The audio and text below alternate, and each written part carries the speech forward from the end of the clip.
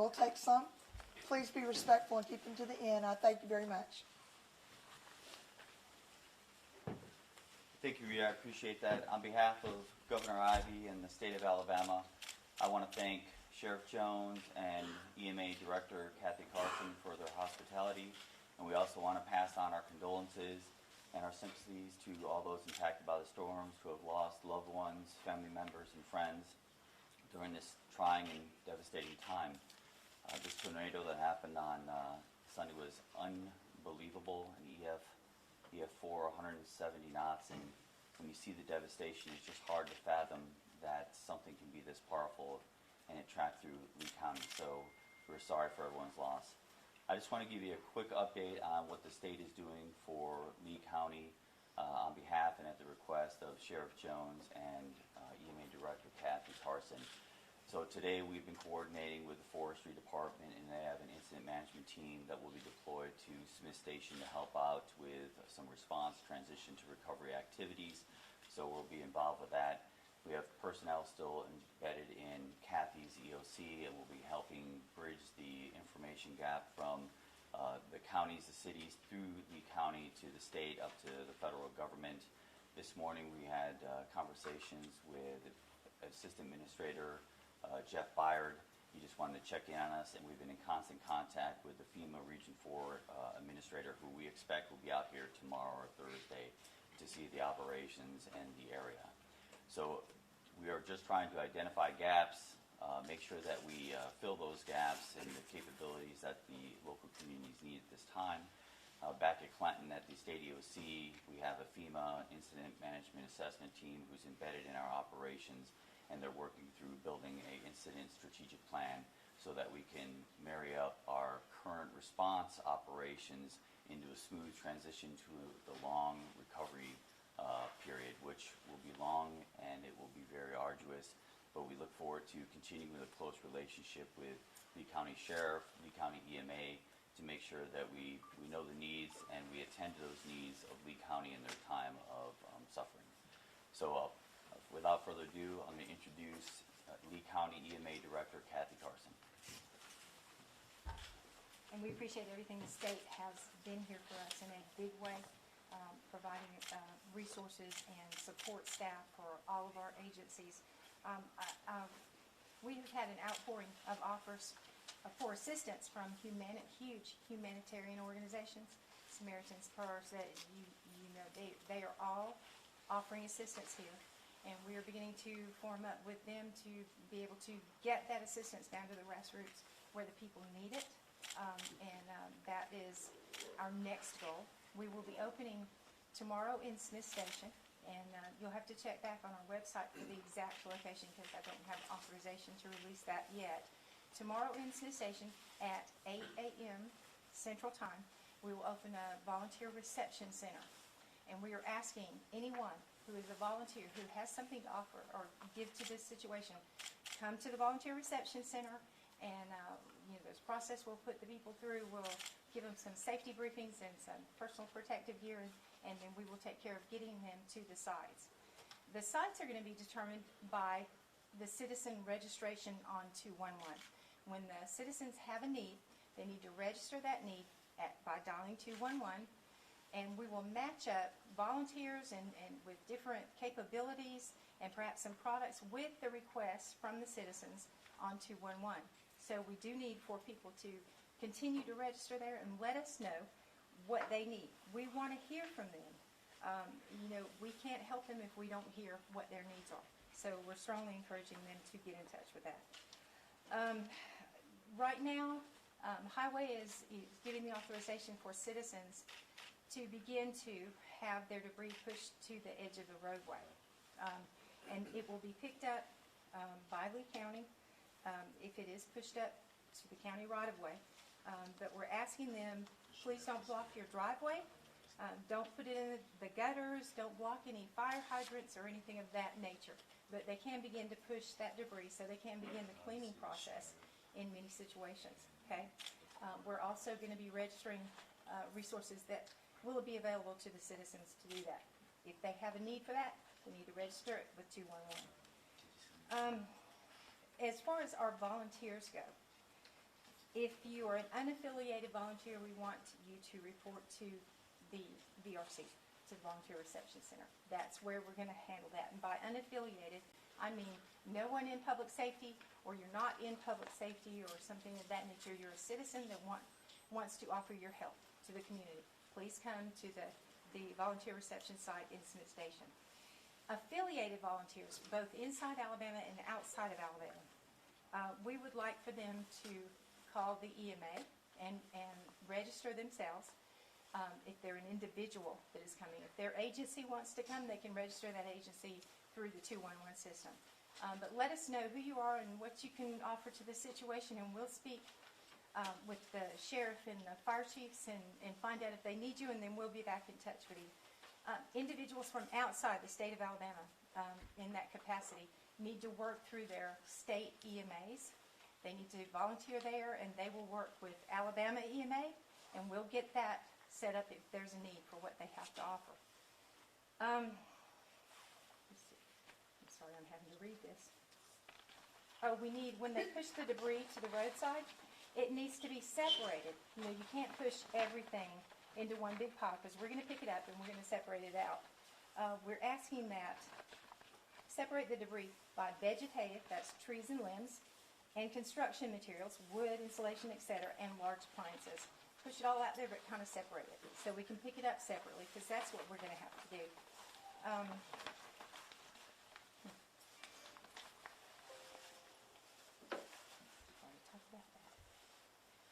If you have been impacted by the tornadoes on Sunday, March 3rd, and have needs that have been met, we want to reiterate that over and over. Tell us what those needs are.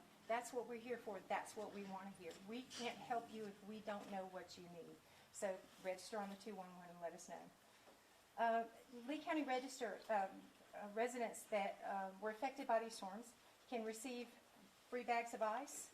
Each household can collect 2 bags of ice per day from the distribution center located at the First Baptist Church in Opelika. The trailer is located in the parking lot at the corner of 10th and Avenue B. And starting at 5 p.m. March the 5th, it will be open every day for people to drive in and get their ice if they need it. For those who still have not been able to contact a friend or family member, go to the Lee County EMA website, and it's www.leecoema.com, leecoema.com. And there is a form on there that you can fill out to give us your information and the information on the person that you can't make contact with from that area, okay? Or if you suspect that they may have been in that area. We're asking that you give us complete information on the missing person. What was their address? If they had a phone, you know, if you have their phone number, put that down too. A lot of information that we need on the person that is missing. But that form is still up for those who may need it, so we're encouraging people to register that. We have a Red Cross shelter still at Providence Baptist Church, and anyone who needs sheltering can go to Providence Baptist Church. We may be opening more depending on the need, but right now that is the shelter location. It is not full, so we're encouraging people to take advantage of that shelter opportunity. There was one more thing though. I think maybe that's got it. This has been an ordeal for all of us, but I'm going to tell you, I think the people here and the people who have come to help us have performed admirably throughout this, and we have reached out to our citizens to assist them and help get them back on their feet and help them with their medical needs. Also, the Red Cross, I forgot to tell in this read, the Red Cross has medicines available for people who maybe have lost their homes in this event, so they can contact us at the LECO EMA, or they can contact the Red Cross and they can offer some assistance with that if people have medications that were maybe destroyed. That's another option that we have for them. But we're here for the citizens, and we cannot emphasize enough that we want them to communicate with us and let us know what they need and how we can help them even further than we have. Does anybody have any questions? Go ahead. How many active searches do you still have going on? Do you have a number of people who have gone onto your website and mentioned it? I think Sheriff Jones will be speaking in just a moment, and he can address that, I think. Ms. Carson, you directed people to go to websites. They can call the Lee County EMA at 334-749-8161. We have a whole staff there that is waiting to talk to them. We will be implementing further measures to be able to assist people with needs, but right now they can go ahead and call the Lee County EMA. Can we just leave those questions to the end? I think we're going to Oh, I encompass a thought you lot. meant when I finished. No, finish. All right. No. Great, thank you.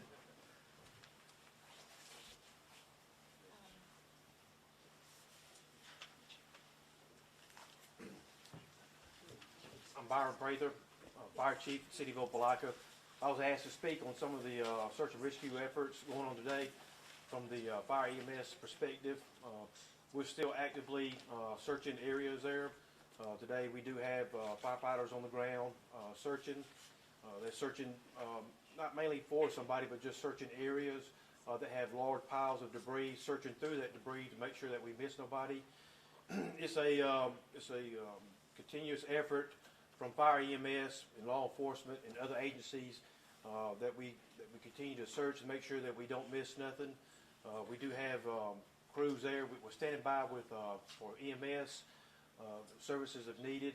I know we've provided that, but we'll continue to be there as long as necessary.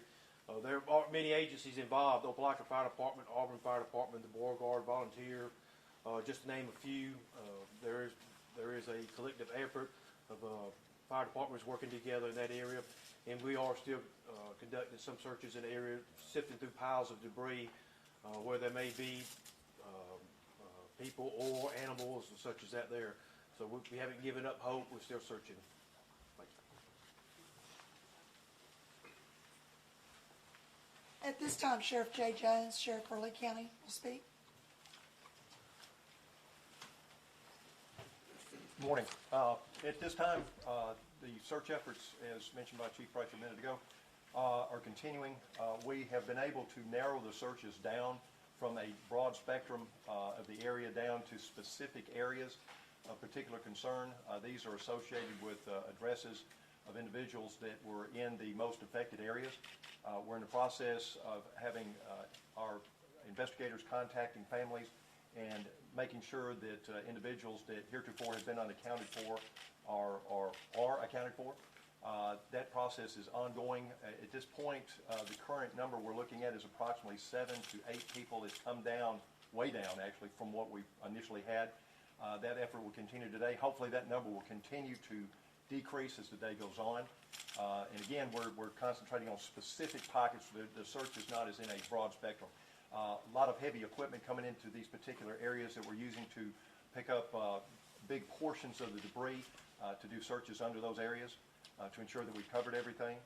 And some of the other issues that we're looking at, of course, are in regard to the victims and their families, which has, of course, always been our primary concern. It is a labor of concern and care that all of the first responders and all the volunteers are engaged in it at this point in time. We are continuing to restrict certain areas for access only to first responders and those that are assisting in the search efforts. As the day goes on, it is hoped that we will begin transitioning from a search and rescue to a recovery status as the day goes on. Hopefully by later today, and certainly starting tomorrow, at least that is the current plan. And so again, I guess you could emphasize our current efforts is ensuring that we have covered those specific areas of particular concern in regard to those that are not accounted for at this particular time.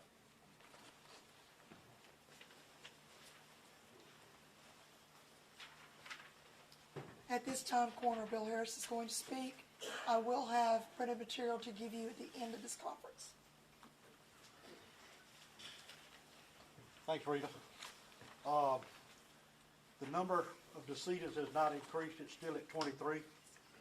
Yesterday, we were able to positively identify all 23 victims, make families contact, and as of 10 o'clock last night, all 23 victims have been released to the funeral homes of choice by those families for funeral services. The ages range from 6 to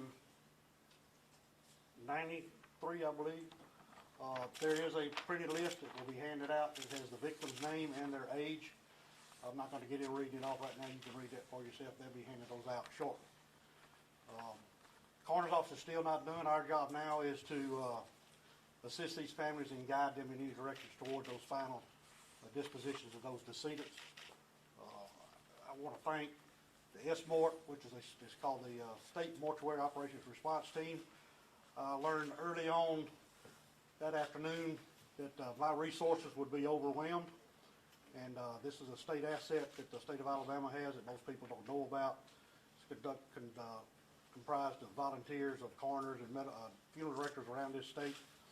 If I make the call or a coroner makes the call, they proceed to that county, and at the discretion of the coroner, they do whatever's needed. We had a team of about 8 EMTs, funeral directors, Lee County investigators. Sheriff Jones assigned 1 investigator to each case. Each case was handled one at a time, and that's why the process took so long yesterday. We had to make sure absolutely that that person was who we were told it was or who we thought it was. We were able to do that. I thank him and his staff. It was a very concerted effort, and we were able to get all that done yesterday afternoon. And Captain Jackson and I talked to the last family about 8 or 9 o'clock last night, and about 10:30 we had all of them released to funeral homes. Just keep those families in your prayers. There's one family in there that was by marriage. They're connected, and there are over 7 people this man lost in one family. So it's a tragic situation.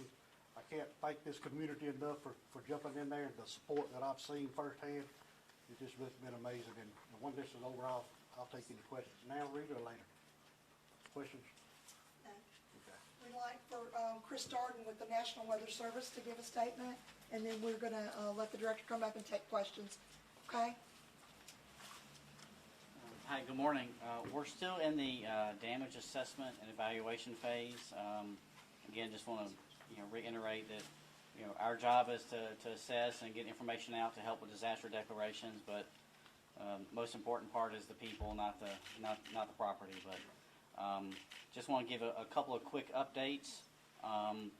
No change to the Lee County track, but we are talking with our partners over in the Peachtree City, Atlanta office. So that actual continuous tornado track is probably going to be about 70 miles. That track continued well into Georgia. We'll probably have some additional information out on that today.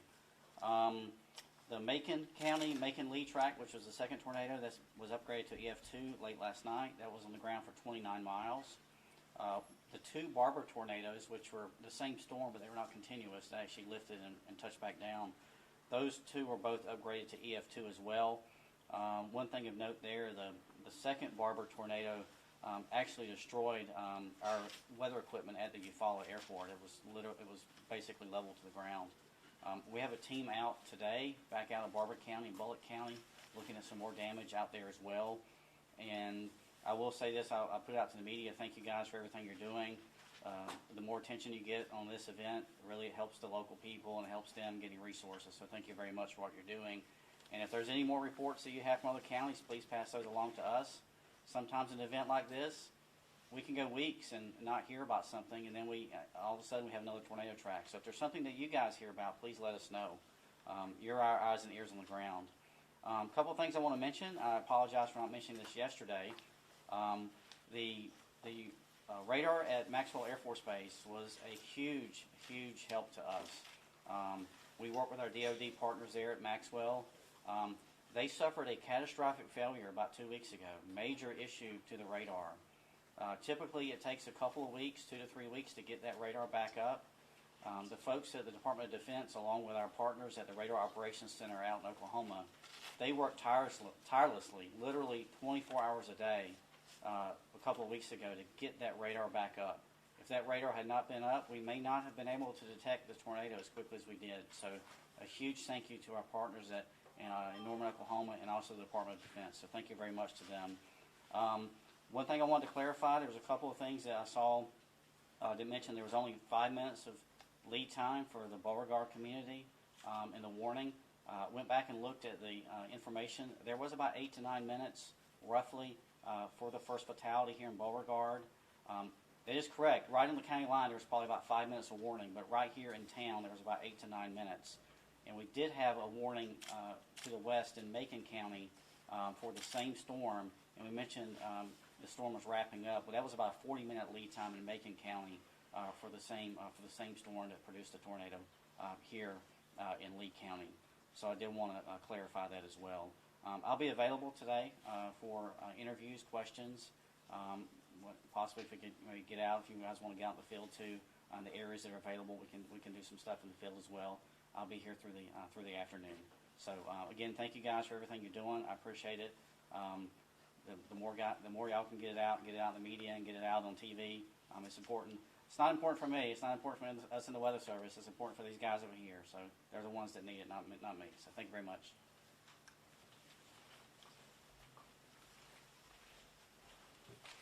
Thank you, Chris.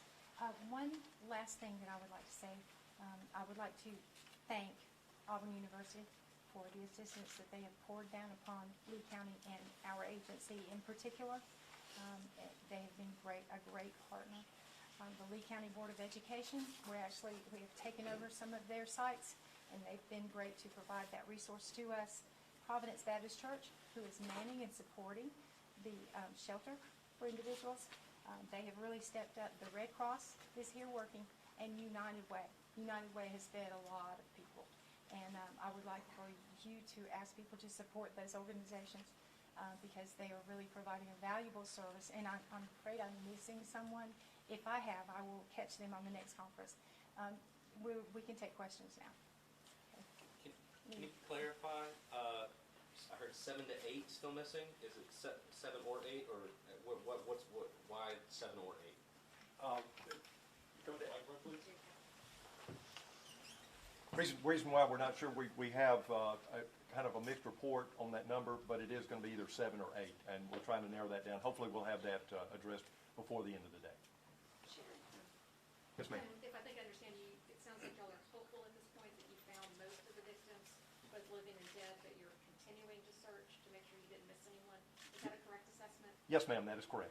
Do you think that the number of victims will rise, deceased victims will rise much at this point? We're not ruling that completely out, but we're hoping that of course, as we all are, that number stays static. Sheriff, of the people who passed away, are you finding them in and around their property, or have they been moved a significant distance? For the most part, I believe, and Coroner Harris can agree or add to that too, I believe most were found very close proximity to their residences. There were a few that were a little bit of a distance, but primarily the majority were found close to the residence of occupation at the time the storm came through. Sheriff, have you made any arrests related to the storm for any reason? No, sir. No arrest. The family that lost 7 or 8 people inside the house, were they inside the house or were they outside the property? Were they inside an interior room? Where were they? We believe that every victim what was in the residence when the storm hit. They all ended up, with the exception of 2, all ended up outside the residence because the residents aren't there. They're not there. So you believe was this a mobile home? Some were mobile homes, some were So the structured. the family that lost 7 people. There was 2 different families that are related by marriage, but they were on the same road, 2 or 3 houses apart. But all the decedents, with the exception of 2, were found outside of the residences. But in close proximity to the residence itself. To the address where they lived. Coroner, yesterday you mentioned that there were at least 4 victims that you guys were having trouble to identify. How were you guys able to identify them? We identified them through we were able to identify them. Unfortunately, we had to show some photographs to family members, and through some other photographs that they've supplied to us, and consensus with the investigators and myself and the team that did the examination of the bodies, we were able to positively identify. There are so many people offering to help right now. Individuals, they are collecting supplies, groups collecting supplies. We're hearing donation centers are full at this point. What's the best way for the public to help the victims right now? Just pray for them. I know they're going to have some issues. There's going to be, I'm sure there's some families that, especially the family that lost 7, there's going to be some financial issues there. They've got 7 funerals that they're going to have to finance somehow. So I've already had some calls this morning, people willing to help, and I'll be taking those and I'll be directing those families to to that assistance. I'm not gonna publicly do it, but, they'll be okay. It may just take a while. We'll take one more question. Are all the services here in Lee County? You I said? don't know. Like I said last night, the last body was released to a funeral home around 10 or 10:30. Now my process is to certify those deaths so they can proceed with the taking care of family affairs. Those deaths will be certified by the end of this week, and then they'll go from there, and then, we'll assist them and direct them in any way that we can to help them. Thanks, guys, we appreciate it. I need I'll to be go back around to if you what they're need gonna do. We will be in here for individual interviews, 10 o'clock in the morning. Here's the list if anybody wants one.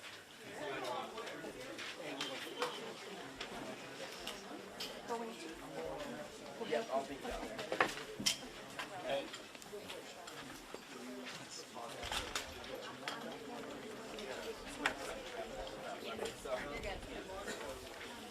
Dr. Harris.